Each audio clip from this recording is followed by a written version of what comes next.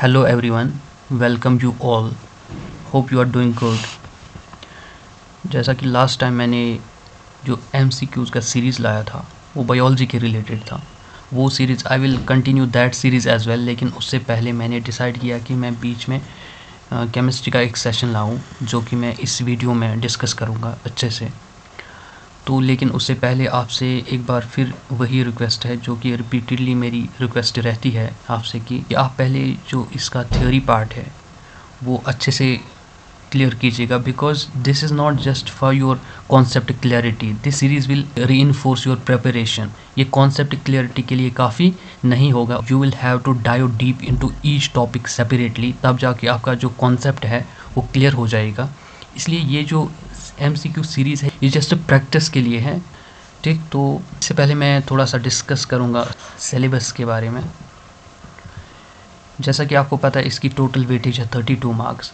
मैंने यहाँ पे मार्क करके रखा है, यानी इस बार जो JK SSB लेवल पूछेगा साइंस की वो 12th लेवल की होगी. इससे पहले 9th-10th लेवल के क्वेश्चंस पूछे जाते थे इस साइंस सेक्शन के अंदर.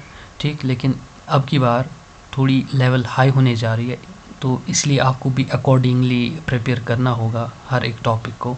ठीक, यहाँ पे तीनों जो सब्जेक्ट्स इसके अंदर आते हैं that is physics, chemistry and biology, उनका जो वेटेज है वो इक्वल रहने वाला है.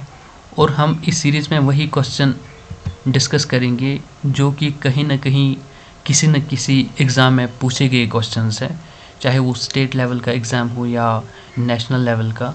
तो चलिए अब हम क्वेश्चन नंबर फर्स्ट पर आते हैं. What is the name of that system which uses radioactivity to decide the period of materials of prehistoric period? ठीक, यहाँ पे कीवर्ड है प्री-हिस्टोरिक पीरियड. ठीक, तो प्री-हिस्टोरिक पीरियड के बारे में आपने हिस्ट्री के अंदर भी पढ़ा होगा. ये वो पीरियड है जिसका हमारे पास कोई रिटन रिकॉर्ड नहीं है चीज़ों का, तो उस पीरियड को हम प्री हिस्टोरिक पीरियड कहते हैं. यानी हमें ऐसे सिस्टम का नाम बताना है जो कि रेडियो एक्टिविटी का यूज़ करके कुछ प्री हिस्टोरिक मटेरियल्स की एज का अंदाज़ा लगा सकता है, यानी ये बता सकता है कि ये मटेरियल्स जो है ये किस एज के हो सकते हैं. ये सबको पता होगा, ये बेसिक क्वेश्चन है, हिस्ट्री के अंदर आपने काफ़ी बार पढ़ा भी होगा. तो इसका सही आंसर बनेगा option third, that is carbon dating. ये चीज़ याद रखिएगा. तो इसको हम रेडियो कार्बन डेटिंग भी कहते हैं या सिंपली कार्बन 14 डेटिंग भी. याद रखिएगा, कार्बन 14 डेटिंग. कार्बन 14 ही क्यों? क्योंकि हमें पता है कार्बन के कुछ इम्पोर्टेंट आइसोटोप्स है, जैसे कार्बन 12, कार्बन 13 एंड कार्बन 14. ये कार्बन के आइसोटोप्स हैं. Out of these isotopes, we particularly use carbon 14 for this system. तो यही वजह है इसको हम कभी कार्बन 14 डेटिंग भी कहते हैं. तो याद रखिएगा, कभी इनडायरेक्टली वहाँ पे क्वेश्चन पूछा जा सकता है कि कार्बन का कौन सा आइसोटोप हम यूज़ करते हैं इस टेक्निक के लिए, तो वहाँ पे आंसर हो जाएगा carbon 14. Question number second says cement is made hard with. आसान सा क्वेश्चन है, यानी ये पूछा जा रहा है कि सीमेंट जो है जो कि हम काफ़ी यूज़ करते हैं अपनी डेली लाइफ में, कंस्ट्रक्शन वर्क के अंदर ज़्यादा यूज़ होता है इसका. तो ये पूछा जा रहा है कि इसको हम हार्ड कैसे बना सकते हैं, यानी इसको हम हार्ड मास में कैसे कन्वर्ट कर सकते हैं. यही क्वेश्चन के अंदर पूछा गया है.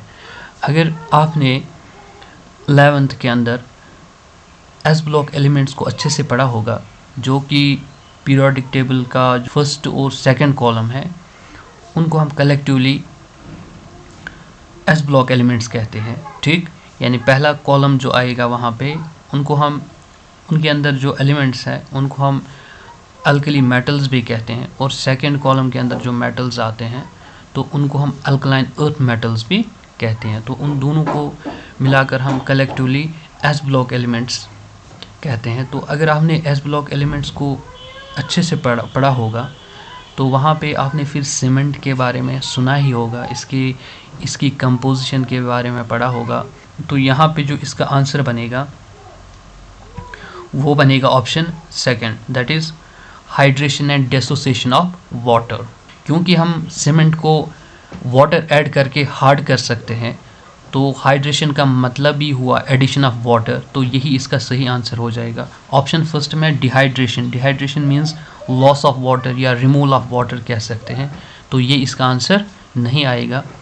तो एक और चीज़ याद रखिएगा, जब आपने ये हार्डनिंग प्रोसेस इसकी पढ़ी होगी, वहाँ पे आपने ये भी पढ़ा होगा कि सीमेंट के साथ कभी हम जिप्सम यूज़ करते हैं, यानी जिप्सम होता है इसमें। तो जिप्सम का क्या रोल है इस हार्डनिंग प्रोसेस में?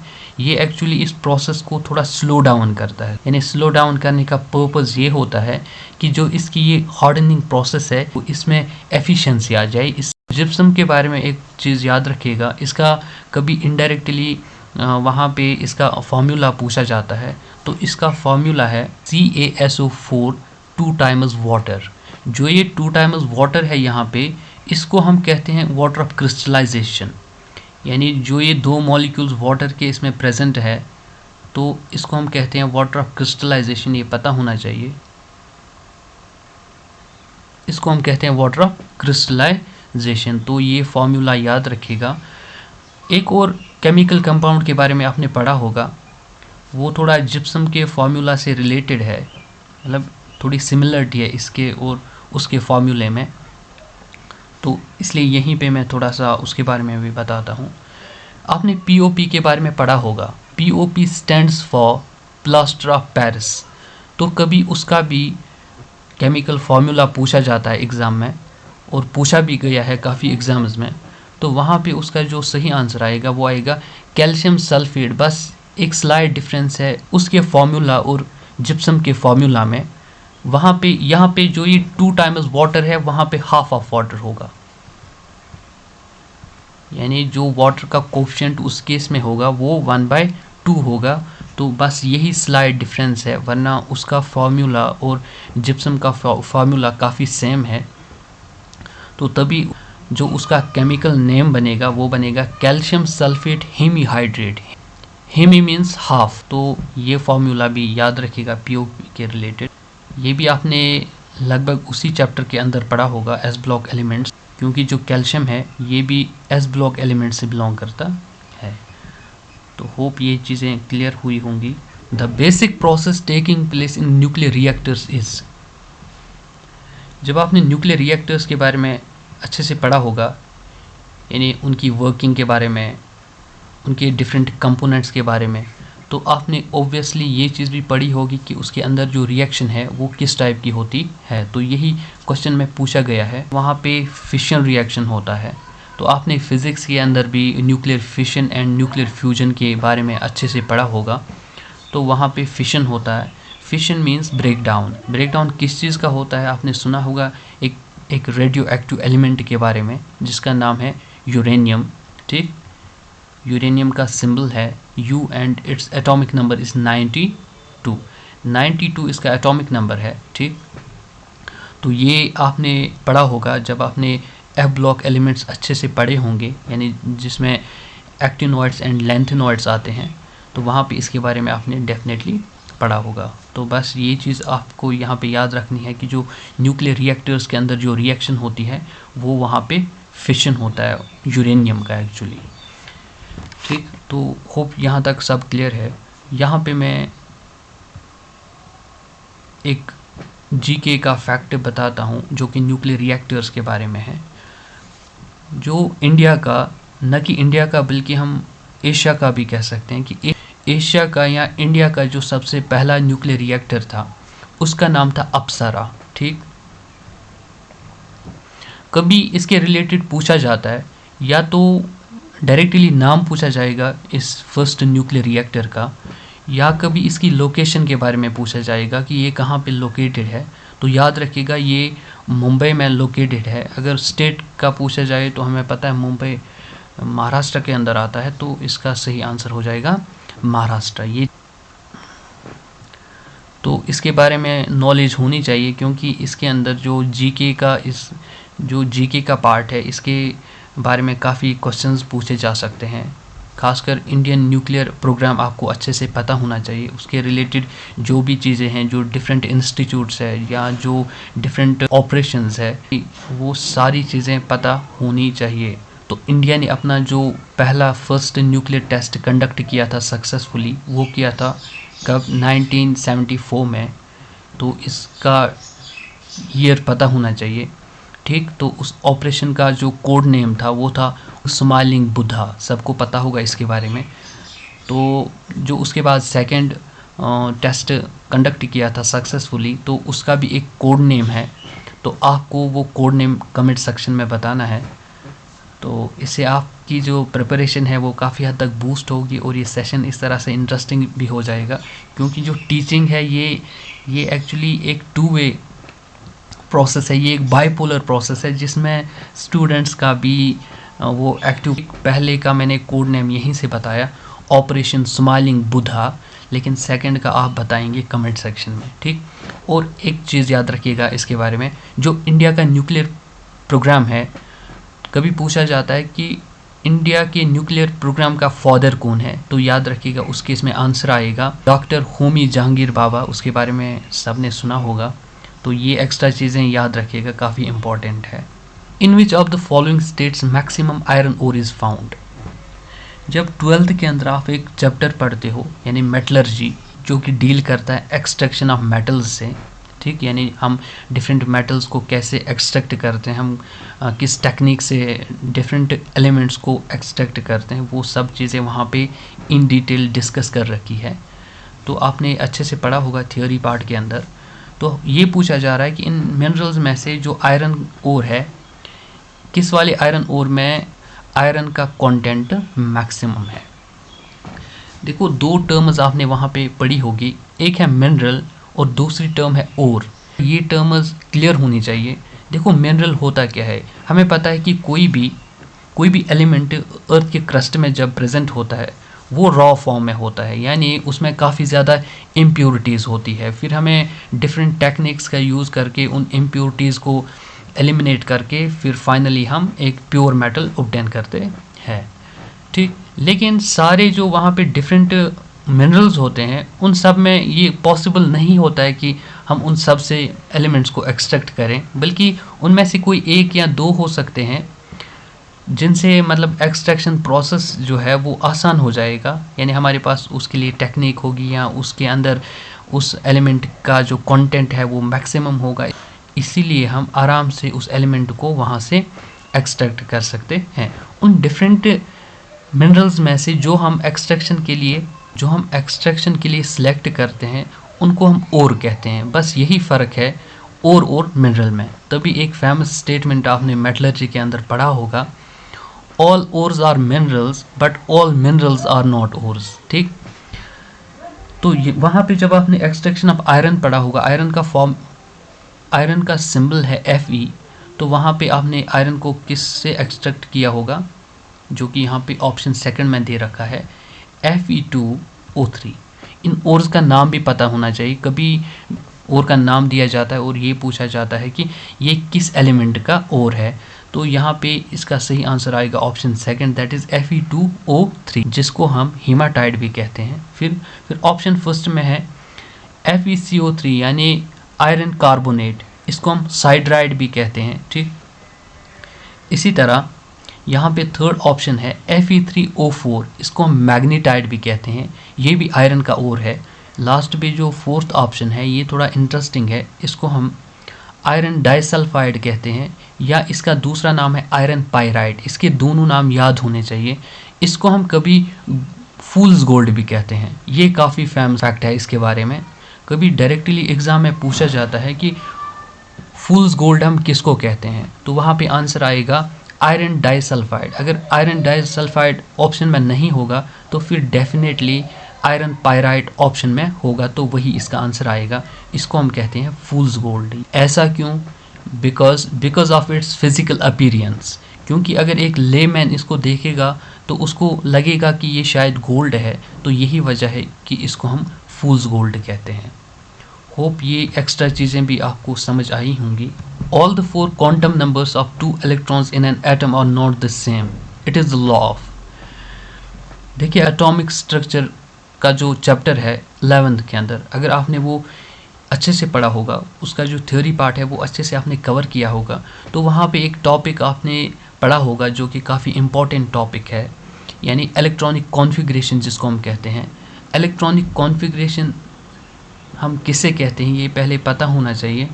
इलेक्ट्रॉन्स को जब हम अरेंज करते हैं डिफरेंट शेल्स, सब शेल्स या ऑर्बिटल्स के अंदर, ठीक, तो उस अरेंजमेंट को हम इलेक्ट्रॉनिक कॉन्फ़िगरेशन कहते हैं, ठीक। तो वो वहाँ पे जो इलेक्ट्रॉनिक कॉन्फ़िगरेशन की जाती है डिफरेंट एलिमेंट्स की, वो हम ब्लाइंडली नहीं करते, but we have to follow certain laws out there. हमें वहाँ पे कुछ लॉज को फॉलो करना पड़ता है, ऑन दैट बेसिस हम फिर डिफरेंट एलिमेंट्स का इलेक्ट्रॉनिक कॉन्फ़िगरेशन करते हैं। डिफरेंट लॉज आते हैं उसमें, जैसे अफ-बाउ प्रिंसिपल आपने पढ़ा होगा, हुंडस रूल ऑफ मैक्सिमम मल्टीप्लिसिटी, इसी तरह पाउलीज एक्सक्लूजन प्रिंसिपल, ठीक। यहाँ पे एक स्टेटमेंट दे रखा है, ये एक लॉ का स्टेटमेंट है। अगर आपने वो लॉज पढ़े होंगे तो आपको फिर डायरेक्टली पता होगा कि ये किस लॉ का स्टेटमेंट है। तो इसका सही आंसर आएगा option second, that is Pauli's exclusion principle, ठीक। होप ये चीज़ें क्लियर है। तो फिर ऑप्शन थर्ड के अंदर है अनसर्टेनिटी प्रिंसिपल ऑफ हाइजेनबर्ग। तो ये आपने फिजिक्स के अंदर पढ़ा होगा, ये माइक्रोस्कोपिक लेवल पे ज़्यादा एप्लीकेबल होता है।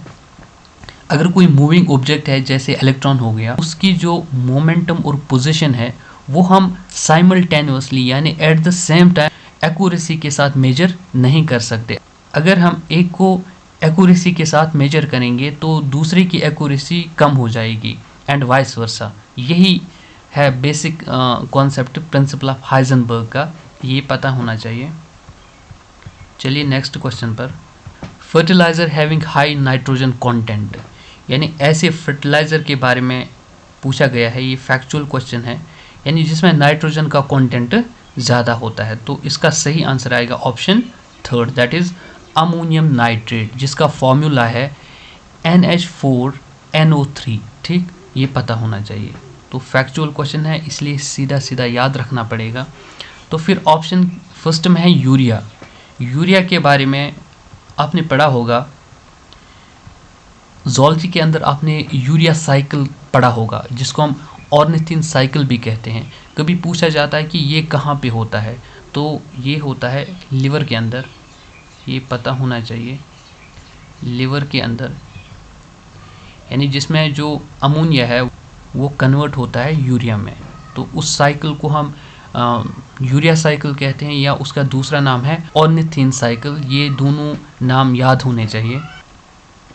Why does the oxygen that keeps us alive come from, यानी जो ऑक्सीजन का हम यूज़ करते हैं, हमें पता है हम ऑक्सीजन को इनहेल करते हैं जो कि हमारी बॉडी के लिए ज़रूरी है।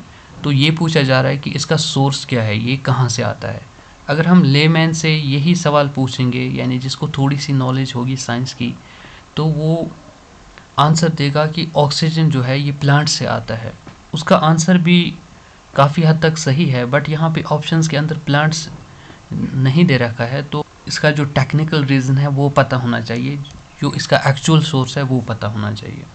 देखो, जब आप बॉटनी के अंदर एक प्रोसेस पढ़ते हो जिसको हम फोटोसिंथेसिस कहते हैं, जब आप इन डिटेल यानी फोटोसिंथेसिस का मैकेनिज्म अच्छे से पढ़ते हो, लाइट रिएक्शन, डार्क रिएक्शन को वहाँ पे अच्छे से पढ़ते हो, तो आपने वहाँ पे लाइट रिएक्शन के अंदर पढ़ा होगा कि वहाँ पे वाटर का फोटोलिसिस होता है, यानी वाटर की स्प्लिटिंग होती है वहाँ पे। इसकी स्प्लिटिंग होने से क्या होता है, वहाँ पे ऑक्सीजन और हाइड्रोजन रिलीज़ होता है, ठीक। यहाँ पे जो ये ऑक्सीजन है ये एज ए बाई प्रोडक्ट होता है प्लांट के अंदर। एज ए बाई प्रोडक्ट होने की वजह से ये प्लांट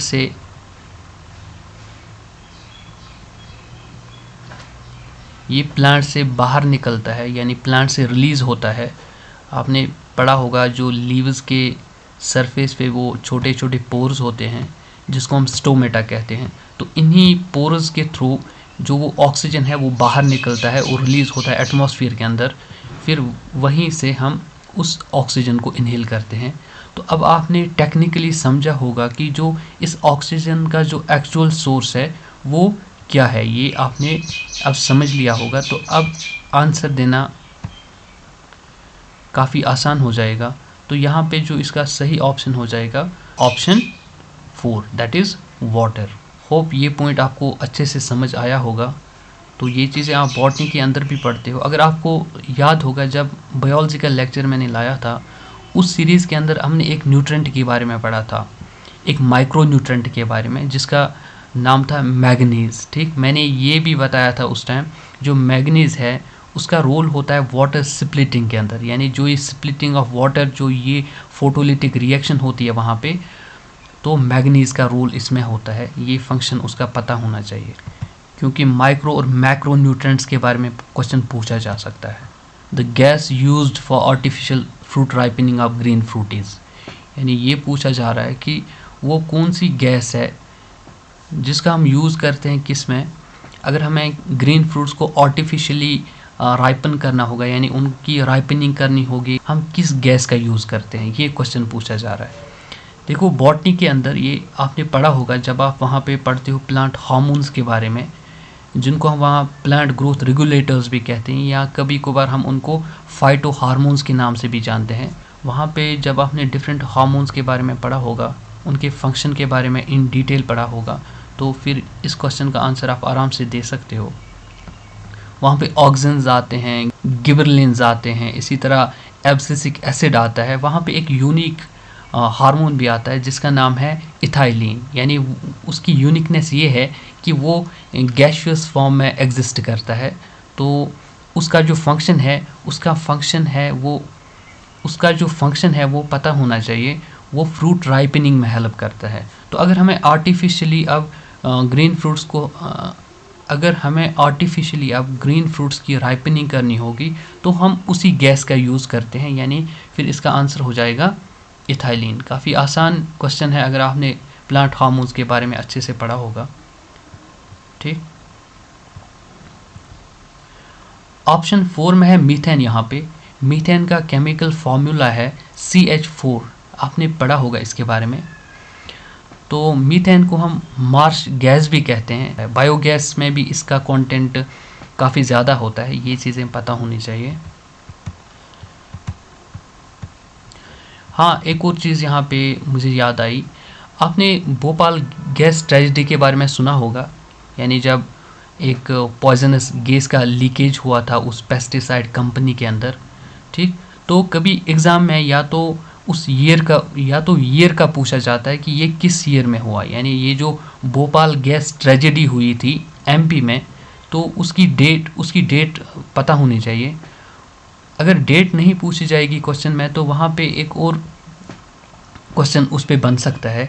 वहाँ पे ये पूछा जाता है कि जो ये ट्रेजेडी है उस समय किस गैस का लीकेज हुआ था जिसकी वजह से काफ़ी लगभग 2000 प्लस डेथ्स हुई थी। उस गैस का नाम भी पता होना चाहिए। उसका नाम था मीथाइल आइसोसाइनेट, याद रखिएगा, मीथाइल आइसोसाइनेट। तो ये किस ईयर में हुआ था? 1984 में हुआ था ये। टू बी मोर प्रिसाइज ये दिसंबर 1984 में हुआ था। तो ये कुछ फैक्ट्स याद होने चाहिए, इसके रिलेटेड पूछा जा सकता है और काफ़ी बार पूछा भी गया है इस गैस के बारे में, यानी वहाँ पे किस गैस का लीकेज हुआ था।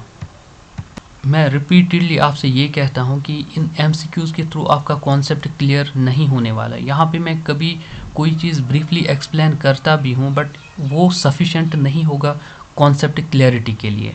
तो अगर मैं हर एक ऑप्शन को इन डिटेल एक्सप्लेन करने बैठूँ तो वीडियो काफ़ी लंबी हो जाएगी। तो यही वजह है कि मैं चीज़ें थोड़ा जल्दी डिस्कस करता हूँ और सीधे अपने आंसर पे आता हूँ। ठीक, the 3 elements most needed in common fertilisers are, यानी जो हम कॉमन फर्टिलाइजर्स यूज़ करते हैं उनमें 3 इम्पॉर्टेंट एलिमेंट्स कौन से होते हैं, उनका नाम बताना है। ठीक, तो ये आपको पता होगा इसके बारे में। अगर आपने जियोग्राफी के अंदर अगर आपने डिफरेंट सॉइल सिस्टम्स पढ़े होंगे तो वहाँ पे डिफरेंट सॉइल ग्रुप्स आपने पढ़े होंगे, उनके बारे में अच्छे से पढ़ा होगा, उनकी कंपोजिशन के बारे में, उनमें मतलब कौन कौन से न्यूट्रेंट्स होते हैं और किस न्यूट्रेंट की डेफिशिएंसी होती है, तो इस बारे में आपने वहाँ पे पढ़ा होगा। डिफरेंट सॉइल, खासकर इंडिया के अंदर जो डिफरेंट सॉइल ग्रुप है, जैसे जिसमें एलोवेल सॉइल आता है, इसी तरह ब्लैक सॉइल आता है जिसको हम रिगोर सॉइल भी कहते हैं, जो कि कॉटन कल्टीवेशन के लिए काफ़ी सूटेबल है। ठीक, इसी तरह लेटराइट सॉइल आती है। लीचिंग के बारे में आपने पढ़ा होगा, ये लेटराइट सॉइल के अंदर होता है ये प्रोसेस। आप वहाँ पे ये चीज़ नोटिस करोगे, ये जो सॉइल है ये कहीं ना कहीं इन 3 न्यूट्रिएंट्स में डेफिशिएंट होती है।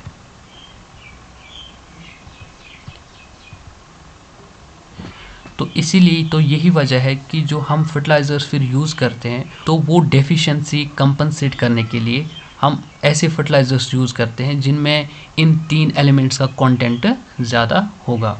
तो इसका सही आंसर आएगा nitrogen, potassium and phosphorus. K is the symbol of potassium, ये पता होना चाहिए। तो इसका सही आंसर हो जाएगा option second. Which one of the following metals pollutes the air of A city having large number of automobiles. यानी कोई ऐसी सिटी अगर है नंबर ऑफ ऑटोमोबाइल्स जहाँ पे ज़्यादा है तो वहाँ पे किस एलिमेंट की वजह से ज़्यादा एयर पोल्यूशन हो सकता है, तो ये पूछा गया है इस क्वेश्चन के अंदर। अगर आपने पढ़ा होगा एक ऑर्गेनोमेटालिक कंपाउंड के बारे में जिसका नाम है टेट्रा इथाइल लेड, ये हम as a fuel additive use करते हैं अपनी गाड़ियों में। तो ये एक एंटी नॉक एजेंट भी है, यानी जो इंजन की नॉकिंग को काफ़ी हद तक कम करता है। लेकिन जो इसके अंदर ये मेटल है लेड, जिसका सिंबल है Pb, तो ये एक हैवी एलिमेंट है जिसका टॉक्सिक इफ़ेक्ट भी है। ये ज़्यादा चिल्ड्रन में इफ़ेक्ट करता है। लेकिन यहाँ पे एयर पोल्यूशन की बात हो रही है, इसलिए हम वही रीज़न समझकर इस क्वेश्चन को अटेम्प्ट कर सकते हैं। तो आपने जब EVS के अंदर पढ़ा होगा एयर पोल्यूशन अच्छे से, वहाँ पे जब आप ये टॉपिक पढ़ते हो how to control air pollution, तो वहाँ पे एक डिवाइस के बारे में आपने सुना होगा, उसका नाम है कैटालिटिक कन्वर्टर। कैटालिटिक कन्वर्टर, ठीक। कैटालिटिक कन्वर्टर ऐसा डिवाइस है जो कि गाड़ियों से निकलने वाला जो एग्जॉस्ट है, ये वहाँ पे अगर उसमें पॉइजनस गैसेस होते हैं तो वो उनको लेस टॉक्सिक गैसेस में कन्वर्ट करता है। तो उस डिवाइस को हम कैटालिटिक कन्वर्टर कहते हैं। लेड की वजह से होता क्या है एक्चुअली, जो ये कैटालिटिक कन्वर्टर्स होते हैं उनमें एक कैटालिस्ट होता है। लेड की वजह से वो कैटालिस्ट इनएक्टिवेट होता है।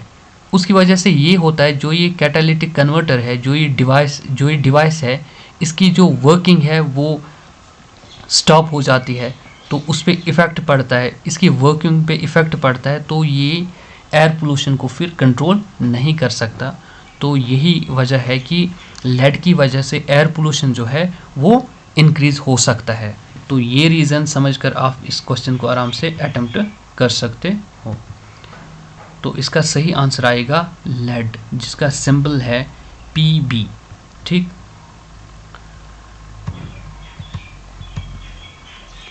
फिर यहाँ पे ऑप्शन फर्स्ट में है कैडमियम। आपने कैडमियम पॉइजनिंग के बारे में सुना होगा। इसकी वजह से एक डिजीज़ होता है जिसको हम कहते हैं इटाई डिजीज़।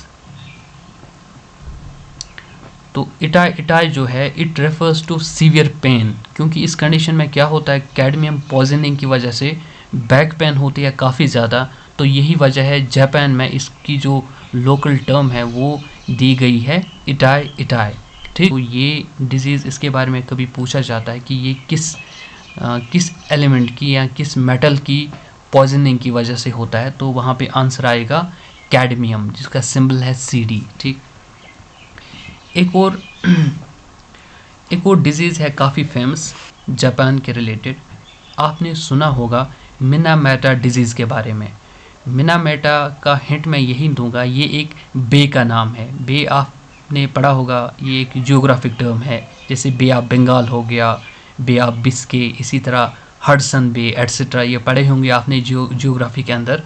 आपने ये बताना है कमेंट सेक्शन के अंदर कि वो जो मिनामेटा डिजीज़ है वो किस मेटल की पॉइजनिंग की वजह से होता है। ये क्वेश्चन काफ़ी बार पूछा गया है, तो इसलिए आपको ये चीज़ भी पता होनी चाहिए। तो ये आपके लिए एज ए होमवर्क रहेगा। तो अब हम इस सेशन को यहीं पे एंड करते हैं। तो ठीक, अच्छा, यहाँ पे ऑप्शन सेकंड में क्रोमियम आता है, जिसका सिंबल है Cr। आपने 10th फिज़िक्स के अंदर एक चैप्टर पढ़ा होगा इलेक्ट्रिसिटी का, जब वहाँ पे आप जूल्स लॉ पढ़ते हो या heating effect of electric current पढ़ते हो, तो वहाँ पे एक अलॉय का मेंशन है वहाँ पे, जिसका नाम है निक्रोम, जो कि हीटिंग डिवाइसेस में यूज़ होता है, या जो इलेक्ट्रिक हीटर्स होते हैं उनमें जो कॉइल होती है वो इसी मटेरियल से बनती है। ये एक्चुअली एक अलॉय है। अलॉयज़ के बारे में आपने पढ़ा होगा, तो ये एक्चुअली एक अलॉय है। अलॉयज़ के बारे में पता होना चाहिए। डिफरेंट अलॉयज़ के बारे में एग्ज़ाम में पूछा भी जाता है। तो निक्रोम जो अलॉय है ये किससे बनता है? ये निकल और क्रोमियम से बनता है। ठीक, ये पूछा जाता है। डिफरेंट अलॉयज़ के बारे में पता होना चाहिए, उनकी कंपोजिशन के बारे में। तो ऐसे ही डिफरेंट अलॉयज़ है जो कि एग्ज़ाम्स में पूछे जाते हैं। जैसे ब्रास के बारे में आपने सुना होगा, जो कि कॉपर और जिंक से बना है। इसी तरह ब्रॉन्ज के बारे में पढ़ा होगा, वो किससे बनता है? कॉपर और टिन से। इसी तरह आपने जर्मन सिल्वर के बारे में पढ़ा होगा। जर्मन सिल्वर काफ़ी बार पूछा गया है एग्ज़ाम में। जर्मन सिल्वर में कौन कौन से एलिमेंट्स प्रेजेंट होते हैं ये पता होना चाहिए। वहाँ पे होता है कॉपर, जिंक एंड निकल। ठीक, तो ये सारी चीज़ें पता होनी चाहिए। तो आज का सेशन हम यहीं पे एंड करते हैं। तो अब हम नेक्स्ट टाइम और भी, अभी मैंने इसके अंदर इस सेशन में और भी क्वेश्चंस फ्रेम किए हैं, लेकिन उनको हम नेक्स्ट टाइम डिस्कस करेंगे। अगर हम इस टाइम उनको डिस्कस करने बैठेंगे तो काफ़ी समय लगेगा और ये वीडियो जो है इसकी लेंथ काफ़ी बढ़ जाएगी। तो यही रीज़न है कि हम आज का सेशन यहीं पे एंड करते हैं। अगर आप फर्स्ट टाइम इस चैनल पे विज़िट कर रहे हो तो सब्सक्राइब ज़रूर करना। Thank you.